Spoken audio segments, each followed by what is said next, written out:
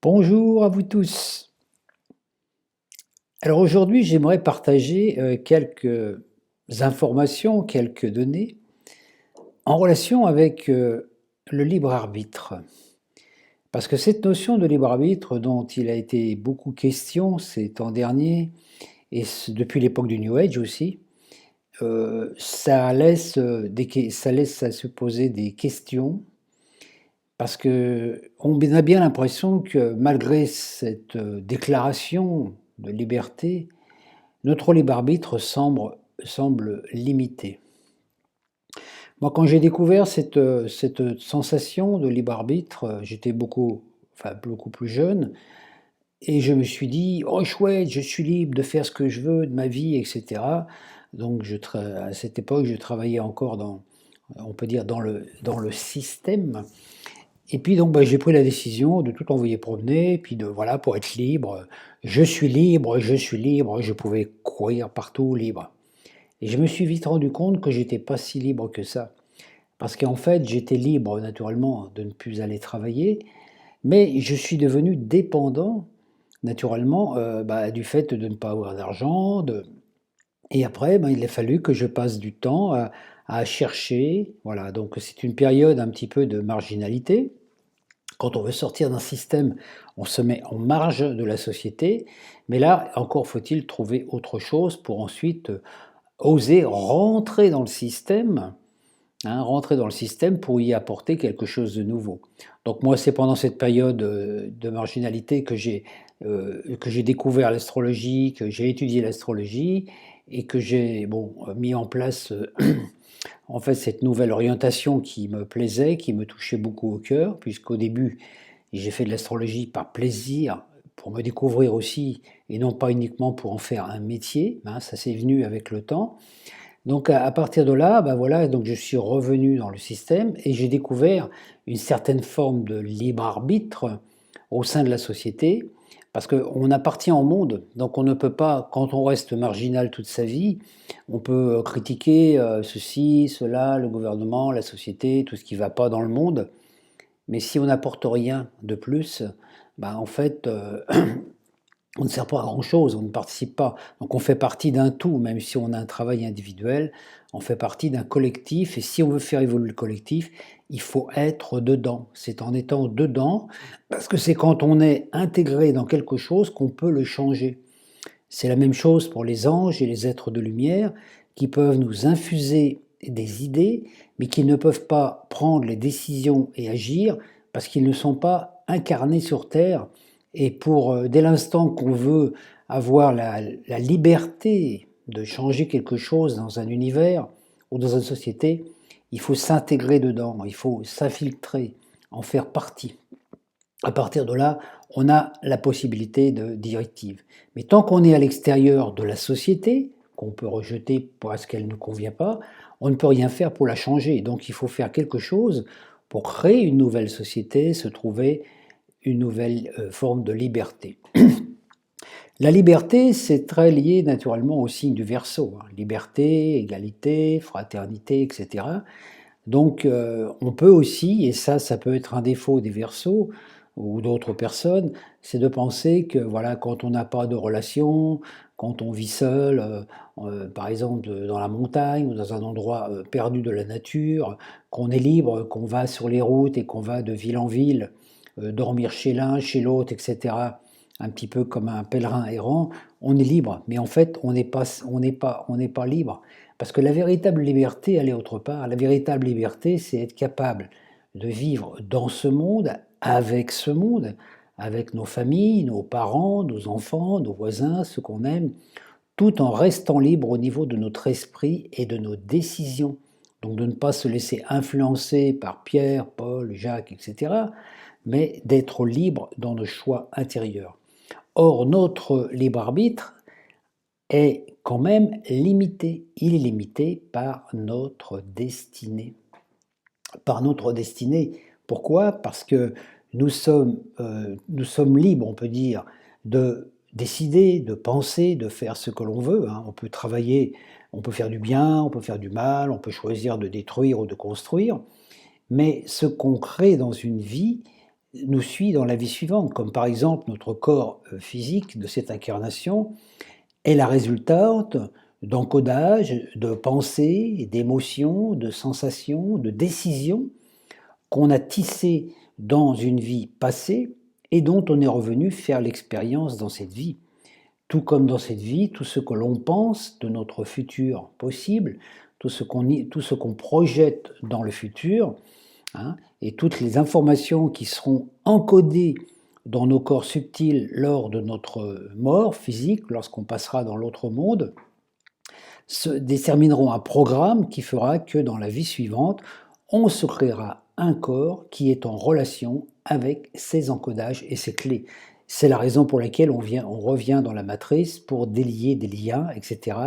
Hein, pour délier des liens, pour finaliser parfois un rêve que l'on n'a pas terminé, etc. Ou pour régler des problématiques. Donc en fait, on est libre, oui, on est libre, mais il y a ce qu'on appelle le karma. Or, le karma, c'est la banque mémoire. Donc quand on revient sur Terre, on dispose d'une banque mémoire qui va tracer une partie de notre destinée, qui est en relation avec nos encodages génétiques stellaires, c'est-à-dire qu'il y a des rayons d'incarnation, hein, il y a des êtres qui choisissent, des âmes avant de s'incarner, qui choisissent d'être des pionniers, d'être des enseignants, d'être des alchimistes ou des artistes, peu importe. Et donc on crée ce projet avant de s'incarner, on dit bon voilà, moi dans la matrice, je vais rentrer dans cette matrice et je vais devenir un enseignant par exemple de vérité, hein, voilà, ou voilà, je vais devenir un enseignant par exemple, ou un artisan.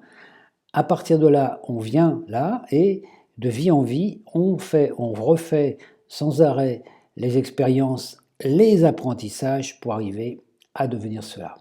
Donc en fait, le but, il est déjà écrit avant qu'on le vienne sur Terre. Donc on a un libre arbitre dans la mesure où on reste sur le chemin. Donc quand on reste sur le chemin qui est celui de notre destinée, donc de la partie de nous, la destinée c'est la partie qu'on ne peut pas changer, quand on reste sur ce chemin, tout se passe bien. Toutes les choses paraissent faciles ou de moins il n'y a pas trop d'obstacles.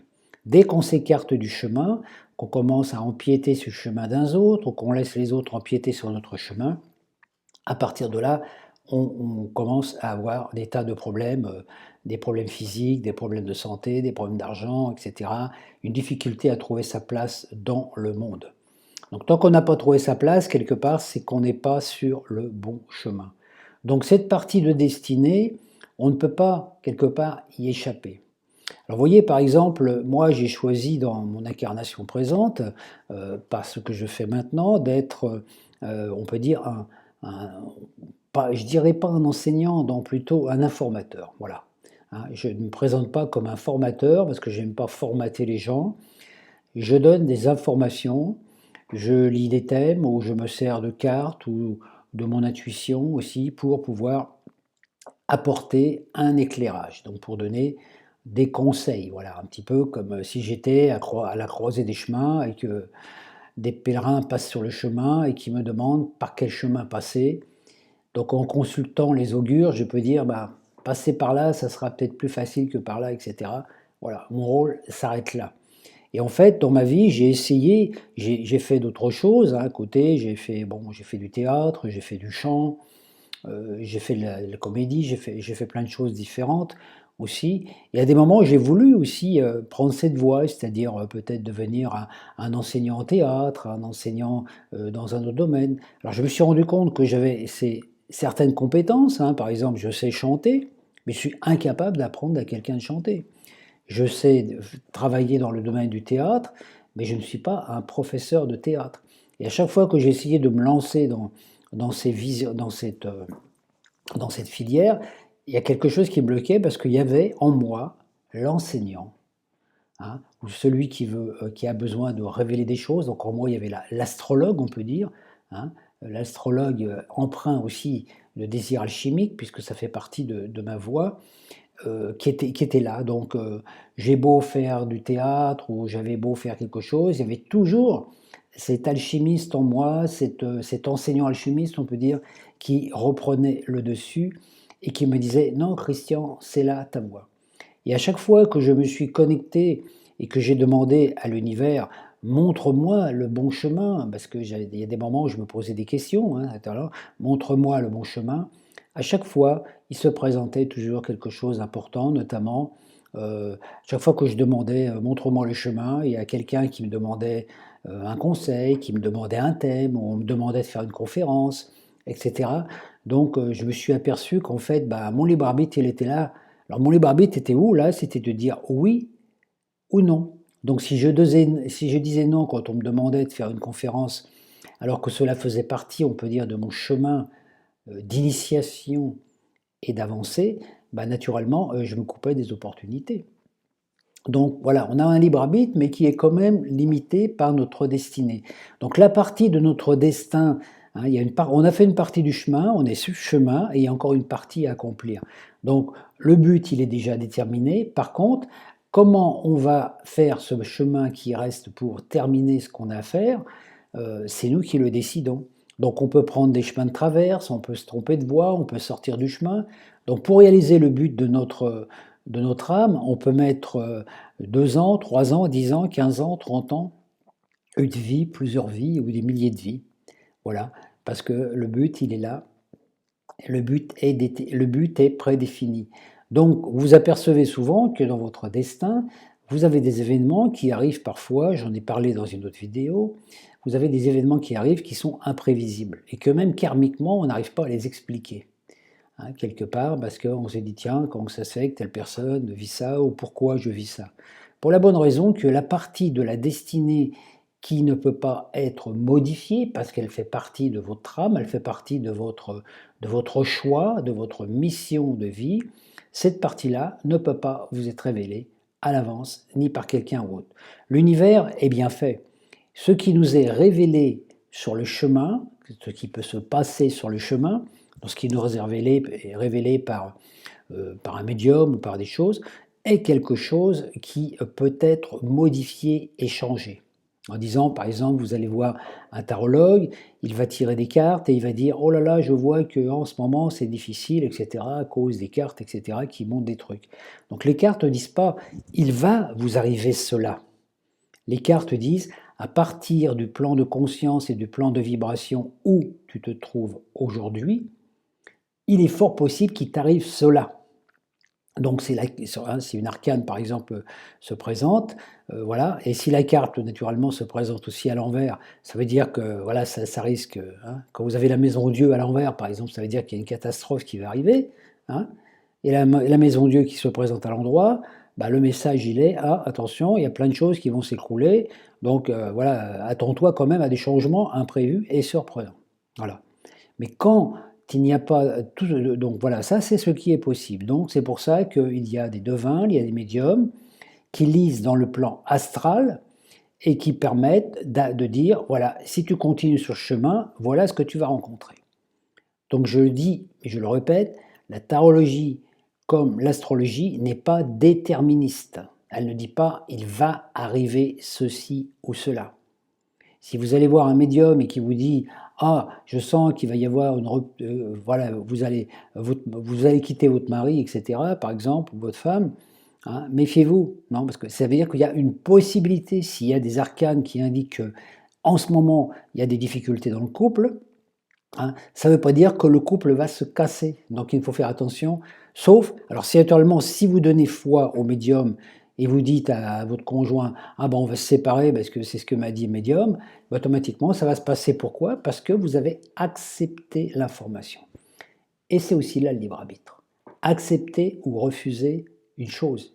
On vous fait une proposition, vous êtes libre de dire oui ou non. Comme actuellement, le libre arbitre pour l'humanité, hein, on est dans une fréquence, on a vécu des incarnations et des incarnations dans la troisième dimension, qui correspond au plan astral, au plan animal, donc l'humanité animale avec tous les conflits qu'il peut y avoir, hein, les émotions, etc. Et on est invité maintenant à être dans la quatrième dimension, le cœur. Or la quatrième dimension, c'est une fréquence dans laquelle tout est possible, mais rien n'est déterminé. C'est une zone de neutralité. On ne peut pas s'installer définitivement dans la quatrième dimension. C'est un point où hein. On peut dire c'est comme si vous étiez à un carrefour, et puis d'un côté, dessous, vous avez par exemple le passé, la matrice astrale et tout ça, etc., hein, voilà. Et puis vous avez dessus le futur possible. Donc vous avez l'ombre, continuer à vous incarner dans l'ombre et puis vivre des expériences difficiles, ou aller vers la lumière. Vous voyez? Donc c'est un petit peu, imaginez un petit peu que vous êtes assis sur la Terre et que tout ce qui est à l'intérieur de la Terre correspond à votre passé. Et puis au-dessus de vous, vous avez le soleil. Vous avez le soleil qui est là, qui lui vous invite. Donc tant que votre pensée est attirée vers la Terre, vous restez sur la Terre, vous vivez des expériences sur la Terre. Mais dès l'instant que votre puissance de votre esprit, votre attraction, votre attrait pour la lumière, pour le soleil est plus forte, hop, vous vous rapprochez du soleil vibratoirement et vous êtes aspiré par le soleil. Donc vous vous élevez de la Terre. Actuellement, on est là, c'est-à-dire qu'on est dans une fréquence où on est un petit peu, voilà, comme si vous étiez à une gare, puis il y a deux trains. Il y a un train qui mène à l'enfer, et puis naturellement au camp de concentration, quelque part, à l'esclavagisme manipulé par la technologie enfermante comme actuellement. Et de l'autre côté, vous avez un train qui va vers la lumière. Donc on vous dit, vous êtes dans la gare, quel train vous allez choisir? Donc il n'y a pas de bien, il n'y a pas de mal, seulement il y a un chemin qui est plus agréable que l'autre, parce que le chemin qui mène vers l'enfer est un chemin qui mène vers l'abîme, puisque la matrice ne va pas durer encore éternellement. Donc on peut se dire, on a le choix. Donc chaque être humain a ses choix. Et actuellement, c'est un petit peu ça. Donc voilà, c'est pour ça que donc faut bien tenir compte que le karma, ce qu'on appelle le karma, hein, donc qui correspond au fruit, donc on sème des choses et on les récolte. Donc ce qu'on a semé dans le passé, on le récolte maintenant. Donc même si aujourd'hui vous faites une prise de conscience par rapport à un mauvais comportement que vous avez eu peut-être dans une vie passée, etc., ou une mauvaise tendance, une mauvaise habitude, il ne faut pas oublier non plus que naturellement vous pardonnez. Donc voilà, il y a ce travail de pardon. Donc l'univers vous pardonne, vous pardonnez à l'univers, etc., etc. Bon, ce travail se fait, mais l'univers dit, bon, je te pardonne, mais il y a quand même le boulot à faire. Dans le sens, par exemple, si vous étiez, ça me fait penser, c'est un enfant, vous voyez, par exemple, un enfant qui fait une colère, et puis à ce coup, paf, il casse un carreau. Alors il a cassé le carreau, donc il vient vous voir, et puis il dit, ah maman, j'ai cassé le carreau, etc. Donc vous pouvez vous mettre en colère, ce qui ne sert à rien, ou vous pouvez lui dire, bon, voilà, bon, si le gamin vous demande pardon, vous lui pardonnez. Je dis, bon, maintenant, je t'ai pardonné, voilà, bon, la faute est effacée. Mais le carreau, il est toujours cassé. Donc, l'enfant va devoir faire un effort, peut-être travailler ou autre, ou aller acheter un nouveau carreau, ou peut-être poser un nouveau carreau pour réparer. C'est ça le karma. Donc, on est pardonné, mais en même temps, ça ne veut pas dire qu'on est libéré de ce qu'on a fait. Donc, et c'est pour ça que cette partie du karma qui correspond à nos vécus antérieurs, naturellement, nous impose quand même une certaine charge, c'est-à-dire des choses à faire. Et ces choses-là, on ne peut pas les éluder parce qu'on dit, t'as cassé un carreau, ok, on te pardonne ta colère, mais tu vas réparer le carreau. Voilà. Donc c'est la raison pour laquelle le libre arbitre est un petit peu limité. Donc, avant de venir au monde, donc on a signé ce contrat, on a été invité à entrer dans cette boîte de nuit assez bruyante qui est la matrice, hein, pour réaliser le projet que l'on avait peaufiné et finalisé avant notre entrée. Hein. C'est une expérience digne de koh hein, un jeu de rôle grandeur nature qui n'est pas toujours très drôle. Hein. Voilà. Une fois qu'on s'est retrouvé dans la boîte, on s'est trouvé confiné, un peu abruti par le bruit, la fumée, hein, on a fini par oublier pourquoi on était venu, on est devenu amnésique et on a absorbé la musique, les odeurs, les sons, les infos qui ont circulé dans cette matrice et petit à petit, on s'est créé une réalité, un chemin. Chaque incarnation, c'est comme une journée dans cette grande boîte, dirigée par le Seigneur des Anneaux. Peu d'espace, confiné, on se bouscule. C'est un peu comme un parc d'attractions, la matrice, vous voyez. Il y a des autotamponneuses, hein, on se cogne les uns aux autres. Il y a le train fantôme, hein, les cauchemars. On mange du pain d'épices en forme de cochon avec notre nom dessus. Hein. On mange des pommes d'amour qui parfois s'avèrent pourries au cœur. Il y a le grand 8, hein, il y a dans la vie, il y a des moments comme ça où on a des peurs. Il y a aussi le période, il y a aussi le labyrinthe, hein. On casse des pipes, on gagne des pluches, on tente de gagner des lots, on monte dans la chenille, la grande roue, hein, le samsara, hein, et au bout d'un moment, on est pris là-dedans, on expérimente tous les manèges, et on oublie pourquoi on est là. Et on a l'impression que la vie, c'est ça. Et non, la vie, c'est pas ça. Alors, chaque pensée, alors, le seul travail après, c'est de trouver la porte de sortie. Quand on en a marre du parc d'attraction, Luna Park, c'est pas pour rien. Chaque pensée, chaque idée tisse notre futur de demain. Donc, devant nous, c'est comme un grand tapis rouge. On sème et on récolte. Hein, on sème et ça y émeut aussi, et on récolte les pépins de la pomme qu'on a choisie. Nos idées donc et nos pensées tissent notre destin et on marche dedans. C'est comme l'ombre de notre passé qui est comme ce grand tapis devant nous. On avance vers on ne sait quoi, on doit trouver la porte de sortie, mais pour la franchir, il faut déjà réaliser pourquoi on est venu. Encore faut-il s'en souvenir, mais à force de prendre des coups et des nions, on finit par avoir des bribes de souvenirs. On se met en route. Ah, on n'est pas venu ici pour souffrir, mais pour nous réjouir, en apprenant et en réalisant un rêve choisi avant la plongée dans l'incarnation. Il faut cesser de penser que si on est là, c'est qu'on ne l'a pas demandé. Si on est là, c'est parce qu'il y a une partie de nous qui, à un moment, a dit « Ok, je veux bien participer à cette expérience. » Expérience dangereuse, hein, c'est un truc de kamikaze d'être descendu dans la matrice. Mais expérience révélatrice. Maintenant, on est dedans. Pas question de se barrer, on a signé un contrat. Il faut aller jusqu'au bout de l'émission. Donc, à force de cheminer, petit à petit, on découvre des trucs, on découvre des lois, on finit par comprendre la loi d'action, de réaction. On est libre de semer ce qu'on veut, mais on doit en assumer les fruits. On récolte. Celui qui balance des boîtes de coca se condamne à revenir dans une vie future comme cantonnier ou ramasseur de poubelles. Celui qui pollue la terre revient sur une terre polluée qu'il doit nettoyer s'il veut survivre. Chacun a son idéal. Regardez le métier que font les individus. La plupart du temps, il y a souvent des résurgences karmiques quand on choisit un métier. On peut se demander pourquoi. Il y a des gens qui choisissent de travailler dans des métiers, par exemple, ramasseurs de poubelles, nettoyeurs d'égouts, etc., ou des métiers difficiles. Il y a une cause derrière, il y a un espèce de contrat d'âme, et là, on ne peut pas y échapper. Puis, à force de cheminer, on découvre le principe de la loi d'attraction, qui était la même chose que la loi du karma, hein, qui est le même processus. Tout ce qu'on pense, on le crée. Tout ce qu'on sème, on le récolte et on le subit. Quand on voit ce qui se présente sur notre chemin, on le prend pour réalité, alors quelle est notre réalité? Notre projection, la matière, prend la forme que l'on pense. Si on pense que l'univers est pourri, que le monde sur Terre est pourri, que tout va mal, il en sera ainsi pour nous.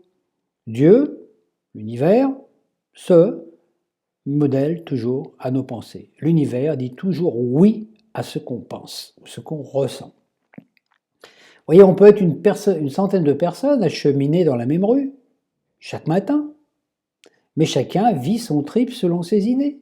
La rue peut être un paradis où on a vécu une belle histoire d'amour, ou un enfer, un purgatoire, une prison.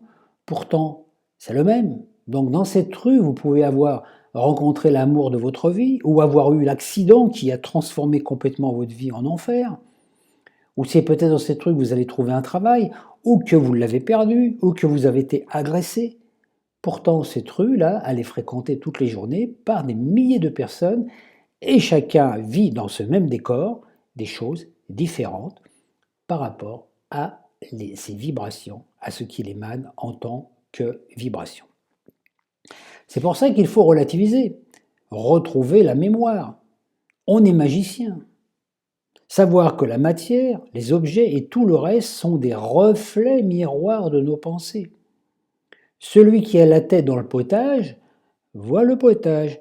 Celui qui regarde ce qui ne va pas vit cela. Celui qui voit le verre plein se voit recevoir des verres pleins. Celui qui pense qu'il est maudit vit une vie comme cela. C'est nous qui créons notre réalité. C'est la première chose dont il faut se souvenir. En fait, Dieu est immatériel, invisible. C'est comme un génie et il se conforme à nos idées. C'est nous qui le créons. Petit tyran, sympa, blanc, noir, puissant, faible, inexistant. Il dit toujours oui à nos suggestions. Regardez les inquisiteurs au Moyen-Âge qui ont pensé, qui ont imaginé que Dieu était un être assis sur son trône, qui exigeait, puis qu'ils étaient un petit peu ses sbires, etc., et que tout le monde devait obéir à ce Dieu, aimer ce Dieu, et qu'ils ont fait un Dieu, ils ont créé un Dieu tyrannique, violent, destructeur, méchant même. Ce Dieu-là n'existait pas, c'est eux qui ont créé ce Dieu. Donc en fait, les inquisiteurs qui luttaient contre ce qu'ils appelaient le diable, le côté diable, ont eux-mêmes été les créateurs d'un Dieu diabolique. Voilà. Et c'est quoi Dieu? Dieu, c'est l'univers. L'univers, c'est le corps visible de Dieu. Mais il y en a une grande partie qui est invisible, puisqu'il y a 5% de l'univers qui est visible. On ne voit que la partie émergée. Mais à chaque fois qu'on pense à quelque chose, on donne vie à cette forme dans les plans subtils qui existent dans notre univers. Ainsi, l'univers dit toujours oui à nos pensées, qu'elles soient belles ou non. Il s'en fout. Il est impersonnel, c'est un principe scientifique. Tout l'enseignement de Jésus est un enseignement scientifique. Mais la vraie science, la science infusée par l'esprit, vous voyez. Donc on pourrait résumer, tout ce qu'on pense, on le crée, tout ce qu'on crée, on l'expérimente. Ça arrive aujourd'hui ou plus tard. Donc on est dans une fin de cycle, donc automatiquement on est dans cette matrice. L'univers nous dit, bon les gars, tout ce que vous avez mis dans cette matrice-là, qui est pollué, tous les boîtes de coca qui traînent, tous les machins, c'est maintenant que vous allez les ramasser, c'est pas plus tard. Il faut nettoyer la baraque en totalité. Donc chacun a son boulot à faire, selon sa façon de polluer, etc. Donc on ne peut pas obliger un tel ou l'autre à dire « Hey, ramasse mes papiers à ma place ». Regardez les gens qui jettent des papiers dans la rue ou qui jettent des canettes de coca. Ils disent « Oui, les balayeurs vont les ramasser ». Ou les gens qui laissent un petit peu aussi des déchets dans la rue. Par exemple, même si vous avez un chien et que vous habitez dans une ville et vous laissez votre chien faire ses besoins partout, vous pouvez dire « Oh, il y a des cantonniers qui ramassent ». Mais non, c'est vous qui avez cette responsabilité. Là, c'est vous qui avez jeté quelque chose. Donc, vous avez choisi d'avoir un animal, vous ramassez ces déjections, vous les mettez dans un endroit pour pas que ça pollue les bacs à sable des enfants, notamment, par exemple. Voilà, donc vous êtes libre d'avoir un chien, de faire ses besoins dans la rue, mais vous avez aussi l'obligation, ça c'est un peu le karma, de ramasser. Sinon, hop, vous pouvez avoir un PV, ou alors vous participez à la pollution du collectif. Donc on peut dire que chacun a ça. Donc c'est important aujourd'hui de nos jours, par exemple, de faire attention, par exemple, par rapport à nos déchets, tout le tri qu'on peut faire. Mais il n'y a pas que nos déchets physiques, il y a aussi nos déchets émotionnels et psychiques. Donc faire attention à ce qu'on partage comme information, faire attention à ce qu'on suscite comme climat.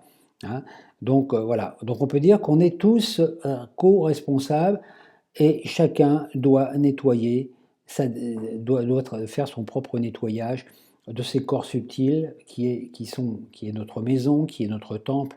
Notre corps est un temple, c'est pas une poubelle. Pour ça, quand on mange n'importe quoi, quand on mange des produits, on peut se dire, il y a des gens, on a l'impression qu'ils prennent leur corps pour une poubelle un peu.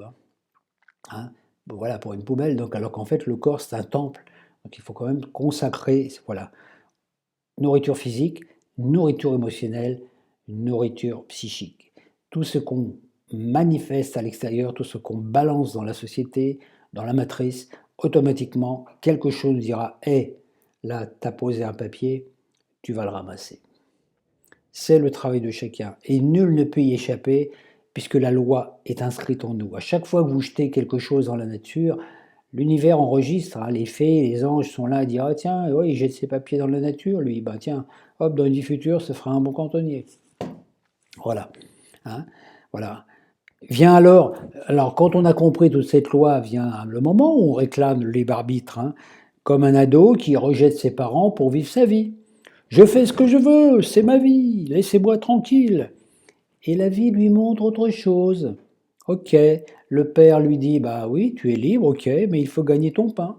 Trouve-toi un appart pour acheter ta nourriture, etc. Vis ta vie librement, mais moi, je ne m'occupe plus de tes besoins. Hein. Et naturellement, après, bah, si on veut étudier, si on veut avancer dans la vie, bah, il faut se débrouiller. Hein. C'est pour ça que voilà, les adolescents qui veulent être libérés de l'influence de leurs parents doivent aussi travailler dans ce sens. Donc, il en est de même au niveau karmique. Les pensées passées ont modelé le présent et notre corps physique en est la résultante. Les circonstances de la naissance est définie, rien ne peut changer. Si on est nain, on ne peut pas changer. Et il faut faire avec. C'est la destinée qu'on a choisie, mais quelle que soit la forme de notre corps, quelles que soient les conditions de notre incarnation, on a cette capacité, donc on a ce libre arbitre à des moments entre choisir entre faire du bien ou faire du mal, en sachant que chaque décision, chaque pensée tisse notre destinée, et c'est de ta destinée. Donc plus on nettoie les choses, plus on crée de belles choses, plus notre destinée devient facile, plus notre chemin devient lumineux. Alors il peut y avoir, dans notre destinée, il peut y avoir des incarnations où l'univers nous ouvre ses portes. Hein. Par exemple, une incarnation dans laquelle, voilà, on vous dit, vous allez devenir une vedette, par exemple, hein, un grand acteur ou une grande actrice de cinéma, etc. La destinée semble vous sourire parce que vous étiez au bon moment, au bon endroit, pour pouvoir justement bénéficier, par exemple, pris dans un casting, etc. Hein. Voilà. Par exemple, regardez Leonardo DiCaprio, par exemple, quand il a tourné son film là, et puis que d'un seul coup, pof, sa carrière a éclaté grâce à ce film. Voilà. Donc à partir de là, ok, la porte est ouverte, etc. Toutes les portes sont ouvertes. Oui, mais là, après, la personne, elle a une capacité de se réaliser. Seulement, après, comment va-t-elle agir? Est-ce que la personne va, une fois qu'il est artiste, est-ce que la personne va être un artiste sympathique, gentil avec les autres? Est-ce qu'il va faire profiter de son abondance et de sa générosité avec les autres? Ou est-ce qu'il va tomber dans des perversions, voire la drogue, l'alcool, voilà, etc., etc., etc. Hein, voilà. À partir de là, il y a cette destinée. C'est ce qu'on voit, par exemple, notamment ce qu'on voit par exemple avec cette histoire qui est arrivée en France avec Pierre Palmade, cet humoriste quelque part, qui naturellement, les portes de la destinée se sont ouvertes à lui, hein, avoir la chance d'avoir une belle vie, de bien gagner sa vie, de raconter des histoires, etc. C'est quand même une belle vie par rapport à certaines personnes qui vivent dans des conditions plus difficiles. Et puis d'un seul coup, paf, il y a le destin qui revient, là, qui ramène ça, parce que naturellement, bah oui, après, il y a toutes ces histoires de drogue ou autre chose derrière qui font que, automatiquement, à un moment, il y a un prix à payer. Et il y a le truc karmique qui arrive, le gros truc karmique qui arrive, hein, comme cet accident, qui naturellement va avoir un impact très fort dans sa destinée à lui, et naturellement avec un impact aussi de réaction, puisque ça a modifié la destinée d'autres personnes. Donc on ne peut pas dire « Ah, je ne suis pas responsable ». Et c'est pour cela qu'il faut tenir compte de cela. Donc on a le libre arbitre, mais surtout le libre arbitre mais accepter quand même la destinée, hein, qui nous est donnée, donc les conditions de vie dans lesquelles on est né, si on est petit, grand, si on est blanc, si on est noir, si on est un homme, si on est une femme. Il faut déjà accepter d'être ce qu'on est, et à partir de là, on dispose d'une partie de libre arbitre pour cheminer vers notre but. Et notre libre arbitre, c'est de dire bah, je vais mettre 3 ans, 10 ans, ou voilà, le chemin, c'est nous qui le traçons après. Hein, voilà. Donc voilà, je voulais partager ça avec vous aujourd'hui, parce que dans cette époque où tout est un petit peu chamboulé, c'est important quand même de réfléchir sur ce sujet. Et je vous remercie parce que moi, ça m'a permis de réfléchir aussi sur ce sujet par rapport à ma propre destinée. Je vous dis à bientôt, bonne journée.